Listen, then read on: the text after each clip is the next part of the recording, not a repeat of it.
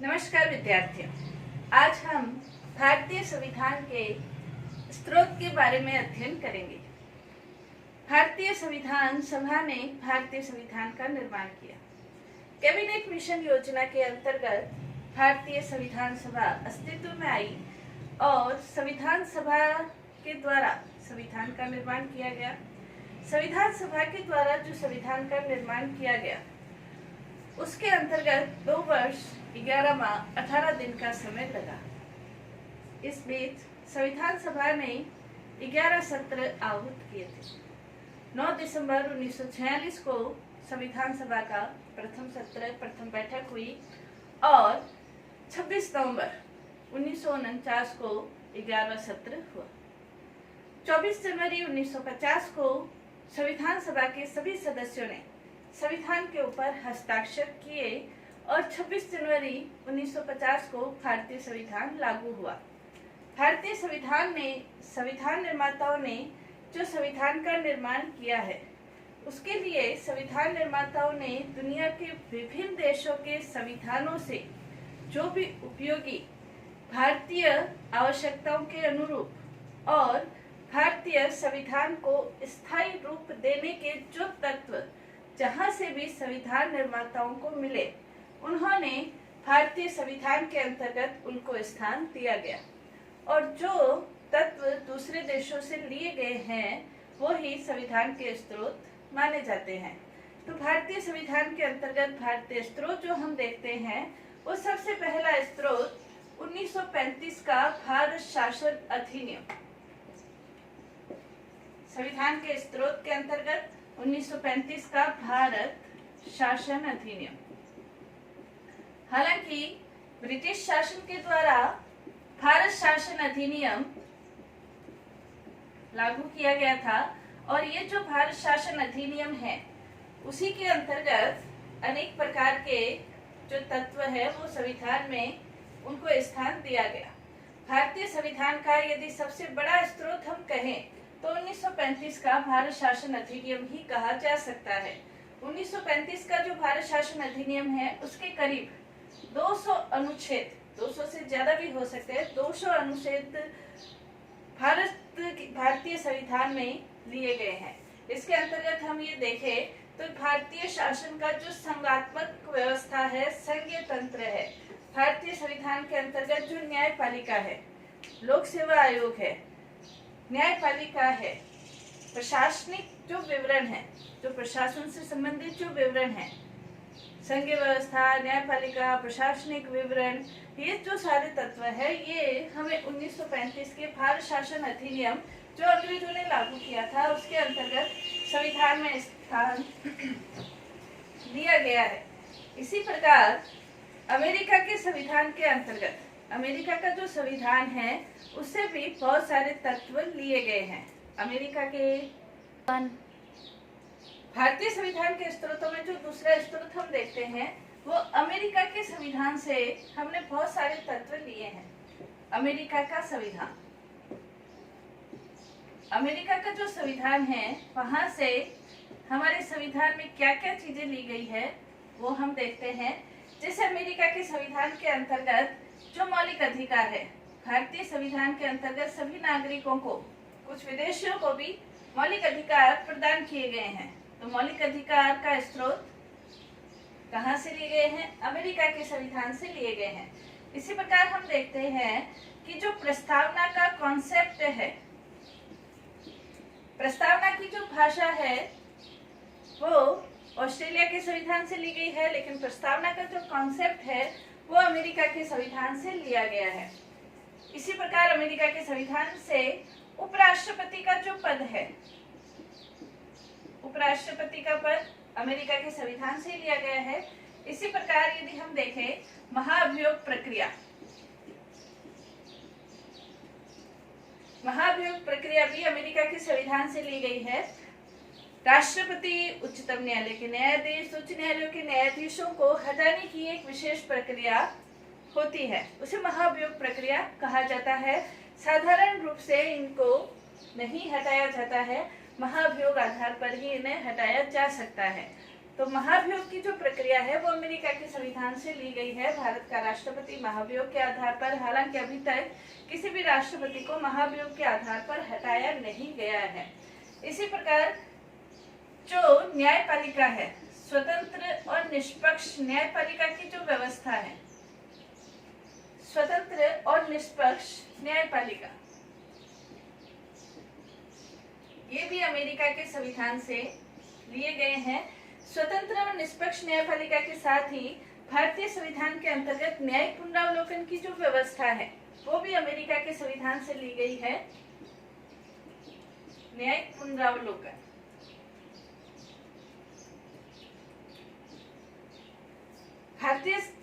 भारत जो है वो ब्रिटेन का गुलाम रहा है और ब्रिटेन के अंतर्गत संसदीय प्रभुसत्ता को स्थापित किया गया है।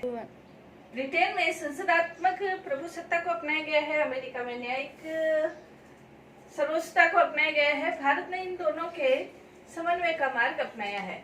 तो भारत में जो संसदात्मक शासन व्यवस्था को अपनाते हुए भी भारत ने अमेरिका के अंतर्गत जो न्यायिक पुनरावलोकन की व्यवस्था है, जिसके अंतर्गत यदि कार्यपालिका की कार्य और विधानमंडल व्यवस्थापिका संसद का कोई कानून संविधान के विपरीत है तो उसे सर्वोच्च न्यायालय अवैध घोषित कर सकता है।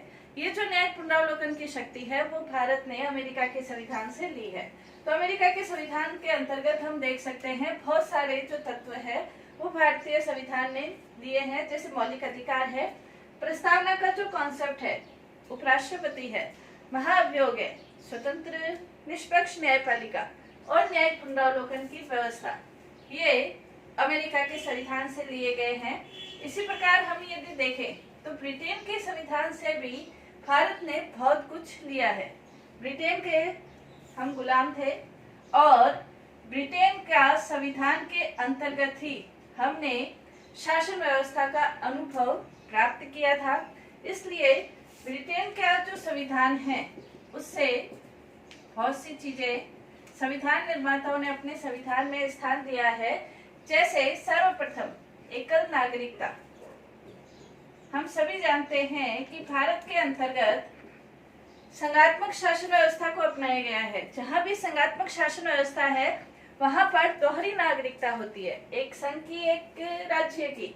लेकिन भारत में संघात्मक शासन व्यवस्था अपनाते हुए भी एकल नागरिकता अपनाई गई है। सभी व्यक्ति भारत के नागरिक हैं, एक भारत के नागरिक है, राज्यों के नागरिक नहीं है। ये कॉन्सेप्ट हमने ब्रिटेन के संविधान से लिया है, एकल नागरिकता का। दूसरा जो संसदीय प्रणाली है, संसदीय शासन प्रणाली,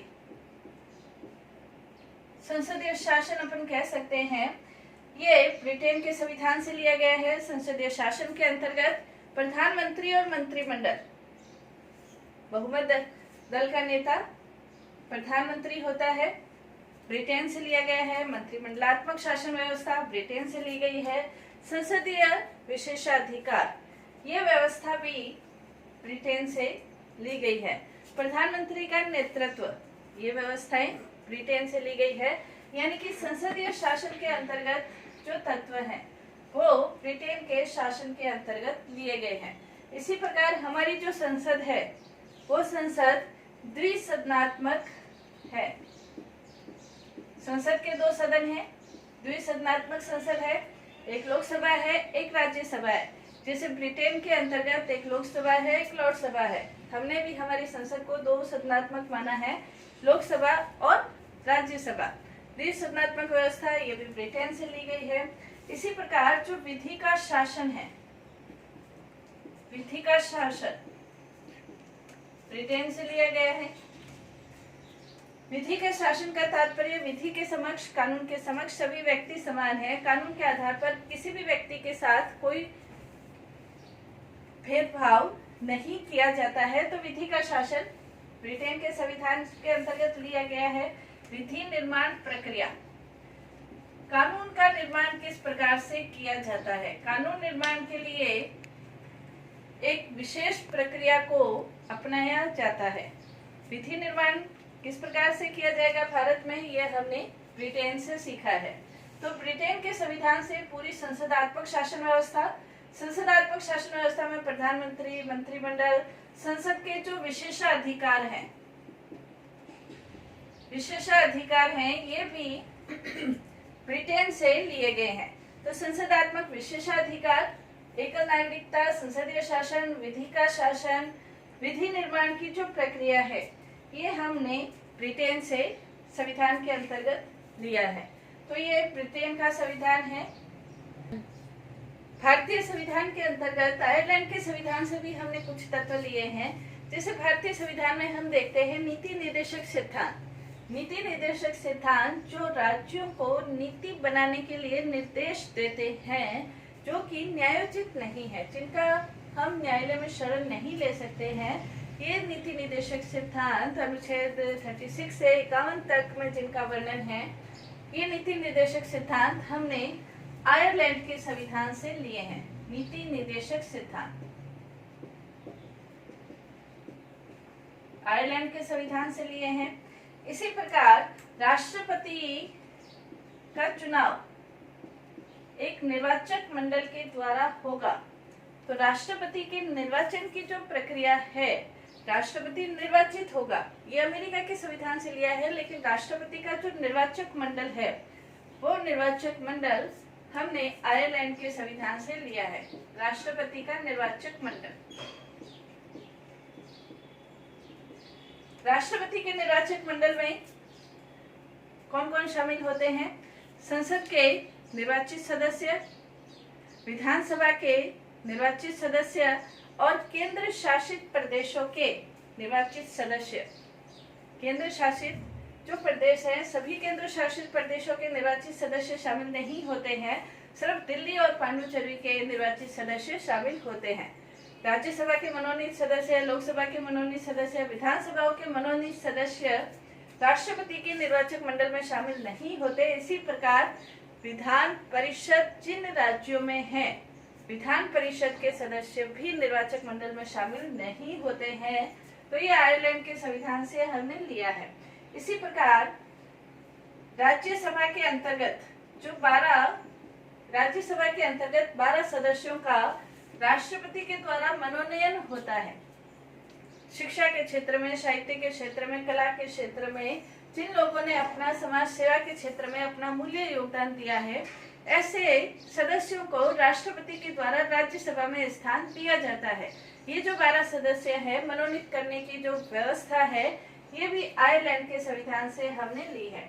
तो आयरलैंड के संविधान से नीति निर्देशक सिद्धांत है, निर्वाचक मंडल है और 12 सदस्यों के मनोनीत करने की जो व्यवस्था है वो आयरलैंड के संविधान से हमने ली है। इसी प्रकार कनाडा के संविधान से भी हमने कुछ तत्व लिए हैं। कनाडा का संविधान,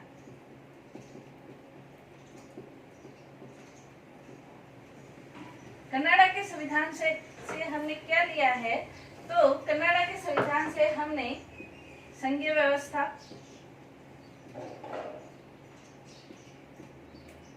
हालांकि 1935 के भारत शासन अधिनियम के द्वारा भी संघात्मक शासन व्यवस्था के कुछ तत्वों को लिया है, लेकिन भारत के अंतर्गत जो सशक्त केंद्र की व्यवस्था है वो कनाडा के शासन से, संघात्मक व्यवस्था है वो कनाडा के शासन से हमने ली है। सशक्त केंद्र जो व्यवस्था है वो कनाडा के शासन से ली है। हम देखते हैं कि शक्तियों का संघात्मक शासन होते हुए भी शक्तियों का विभाजन, संघ और राज्यों के बीच शक्तियों का विभाजन किया गया है, और संघ और राज्यों के बीच जो शक्तियों का विभाजन किया गया है, शक्तियों का विभाजन करते हुए भी केंद्र को शक्तिशाली रखा गया है। जैसे संघ सूची पर तो केंद्र कानून बनाएगा ही बनाएगा, समवर्ती सूची के ऊपर केंद्र और राज्य दोनों कानून बनाएंगे, लेकिन विवाद की स्थिति में संघ का कानून मान्य होगा। अवशिष्ट शक्तियां केंद्र को प्रदान की गई है और राज्य सूची पर भी विभिन्न परिस्थितियों में केंद्र कानून बना सकता है। तो सशक्त केंद्र की जो व्यवस्था है वो कनाडा के संविधान से ली गई है। अवशिष्ट जो शक्तियां हैं, भारतीय संविधान के अंतर्गत अवशिष्ट जो शक्तियां हैं वो केंद्र को प्रदान की गई है। तो केंद्र को जो अवशिष्ट शक्तियां प्रदान की गई है वो भी हमने कनाडा के संविधान से ली है। इसी प्रकार राज्यपाल की नियुक्ति, राष्ट्रपति के द्वारा राज्यों में राज्यपाल की नियुक्ति की जाती है। तो राज्यपाल की जो नियुक्ति है वो भी कनाडा के संविधान से ली गई है। राज्यपाल की नियुक्ति। इसी प्रकार उच्चतम न्यायालय को उच्च न्यायालय और उच्चतम न्यायालय को जो परामर्श देने का अधिकार है, परामर्श देने का अधिकार है, राष्ट्रपति चाहे तो सर्वोच्च न्यायालय और उच्च न्यायालयों से परामर्श ले सकता है। तो जो परामर्श देने की व्यवस्था है वो भी किससे ली गई है? कनाडा के संविधान से ली गई। इसी प्रकार यदि हम देखें तो दक्षिण अफ्रीका से भी संविधान निर्माताओं ने कुछ तत्व दक्षिण अफ्रीका के संविधान से भी लिए हैं। दक्षिण अफ्रीका के संविधान से सबसे महत्वपूर्ण संविधान संशोधन की जो प्रक्रिया है, संविधान संशोधन की प्रक्रिया हमने दक्षिण अफ्रीका से ली है। संविधान संशोधन की प्रक्रिया का वर्णन संविधान के अनुच्छेद 368 में संविधान संशोधन की प्रक्रिया का वर्णन है। संविधान संशोधन भारत में 3 प्रकार से होता है: साधारण बहुमत के आधार पर, विशिष्ट बहुमत के आधार पर, विशिष्ट बहुमत प्लस राज्यों की विधान आधे से अधिक राज्यों की विधानसभाओं की सहमति के आधार पर। साधारण बहुमत के आधार पर जो संविधान में संशोधन होते हैं उसका वर्णन 368 में नहीं किया गया है। जो 2 प्रक्रिया विशिष्ट बहुमत का और विशिष्ट बहुमत प्लस राज्यों की विधानसभाओं के बहुमत का, इसका वर्णन 368 के अंतर्गत किया गया है। तो संविधान के संशोधन की प्रक्रिया का वर्णन है वो दक्षिण अफ्रीका के संविधान से हमने ली है। इसी प्रकार ऑस्ट्रेलिया के संविधान के अंतर्गत यदि हम देखें तो ऑस्ट्रेलिया के संविधान से प्रस्तावना की जो भाषा है, प्रस्तावना का जो कॉन्सेप्ट है अमेरिका के संविधान से लिया गया है। प्रस्तावना की जो भाषा है वो ऑस्ट्रेलिया के संविधान से ली गई है। इसी प्रकार संविधान के अंतर्गत जो समवर्ती सूची है वो ऑस्ट्रेलिया के संविधान से ली गई है। संघ सूची, राज्य सूची, समवर्ती सूची और अवशिष्ट सूची, महत्वपूर्ण 3 प्रकार की जो सूची है। संघ सूची पर संघ कानून बनाता है, राज्य सूची पर राज्य कानून बनाता है, समवर्ती सूची पर कानून बनाने का अधिकार दोनों को होता है। तो समवर्ती सूची की जो व्यवस्था है वो ऑस्ट्रेलिया के संविधान से है। इसी प्रकार केंद्र और राज्यों के बीच जो वित्तीय संबंध है वो भी हमने ऑस्ट्रेलिया के संविधान से लिए हैं। इसी प्रकार सोवियत संघ के संविधान के अंतर्गत भी भारतीय संविधान ने कुछ तत्व लिए हैं। सोवियत संघ 1990 तक रूस सोवियत संघ के रूप में था। तो सोवियत संघ से भी पूर्व जो रूस है या सोवियत संघ है उससे भी हमने कुछ तत्व लिए हैं। जैसे सोवियत संघ से मौलिक कर्तव्य या मूल कर्तव्य जो व्यवस्था है, मौलिक कर्तव्य की जो व्यवस्था है वो हमने सोवियत संघ के संविधान से ली है। जो भी समाजवादी राज्य होते हैं वो मौलिक अधिकारों के साथ मौलिक कर्तव्यों की व्यवस्था करते हैं। 1942 के संविधान संशोधन के द्वारा भारतीय प्रस्तावना में समाजवादी शब्द को जोड़ा गया था और उसके साथ ही 1942 में ही मौलिक कर्तव्यों की व्यवस्था भी संविधान के अंतर्गत की गई थी सोवियत संघ के संविधान के अनुसार। इसी प्रकार पंचवर्षीय योजनाएं भारत में लागू होती थी, वो पंचवर्षीय योजनाएं भी सोवियत संघ के अनुसार थी। और इसी प्रकार सामाजिक, आर्थिक और राजनीतिक न्याय,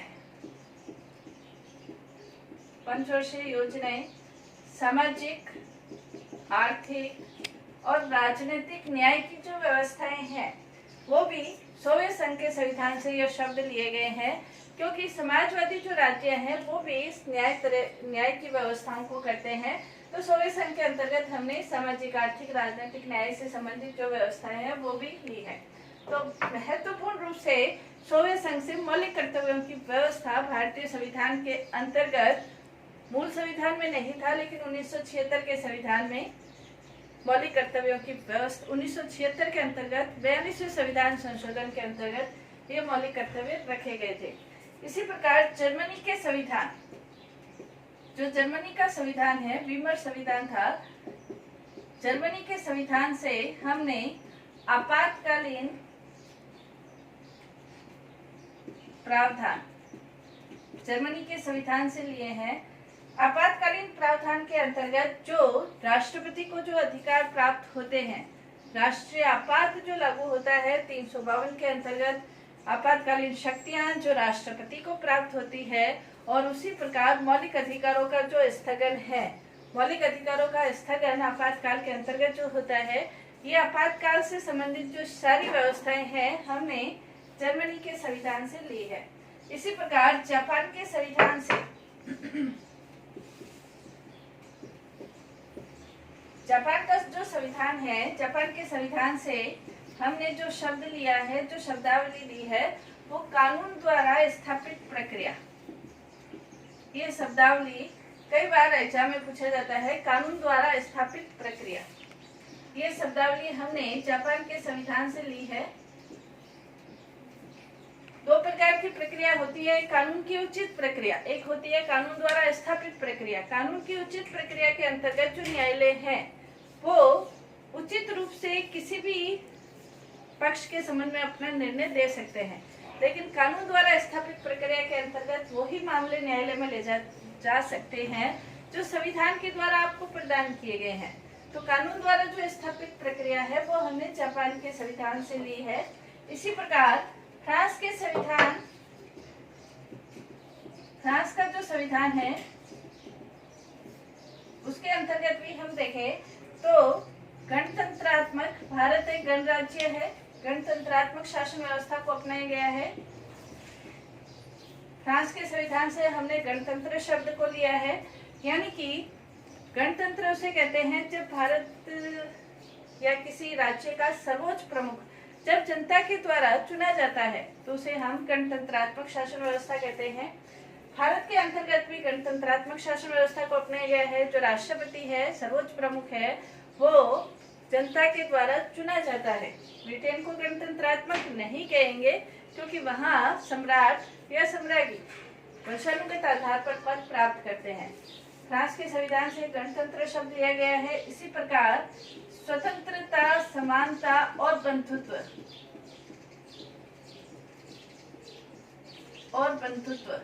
ये जो शब्द है ये भी फ्रांस के संविधान से लिए गए हैं। समानता, स्वतंत्रता और बंधुत्व प्रस्तावना में भी देखने को मिलते हैं, मौलिक अधिकारों में भी देखने को मिलते हैं, मौलिक कर्तव्यों में भी देखने को मिलते हैं।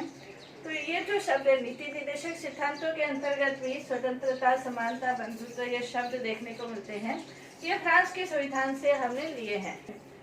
तो स्वतंत्रता, समानता, बंधुत्व फ्रांस के संविधान से लिए गए हैं और ये जहाँ तहाँ हमें देखने को मिल जाते हैं। तो हम कह सकते हैं कि भारतीय संविधान निर्माता ये चाहते थे कि वो भारत के लिए इस तरह के संविधान का निर्माण करे ताकि आने वाली जो पीढ़ियां हैं उन्हें बहुत कम मुसीबतों का सामना करना पड़े और भारत को जो आने वाली परिस्थितियां हैं उसमें भारत का जो संविधान है वो सुचारू रूप से कार्य कर सके। भारतीय संविधान को किसी भी प्रकार का संकट का मुकाबला नहीं करना पड़े, इसलिए संविधान निर्माता ये चाहते थे कि एक बहुत अच्छे, उपयोगी, आदर्शात्मक और स्थायी संविधान का निर्माण भारत के लिए किया जाए। और इसीलिए उन्होंने विभिन्न देशों के संविधानों के जो उपयोगी तत्व हैं वो भारतीय संविधान में उन्होंने स्थान दिया। संसदात्मक शासन व्यवस्था का अनुभव हम ब्रिटेन के अंतर्गत कर चुके थे, तो उसको संविधान में स्थान दिया। मौलिक अधिकार भारतीय नागरिकों के लिए बहुत आवश्यक थे, तो उसको हमने अमेरिका के संविधान से लिया। संघात्मक शासन व्यवस्था कनाडा के संविधान से ली।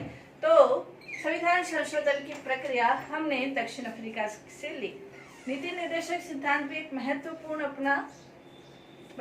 स्थान रखते हैं, तो वो आयरलैंड के संविधान से लिए गए। मौलिक कर्तव्य सोवियत संघ के संविधान से लिए गए।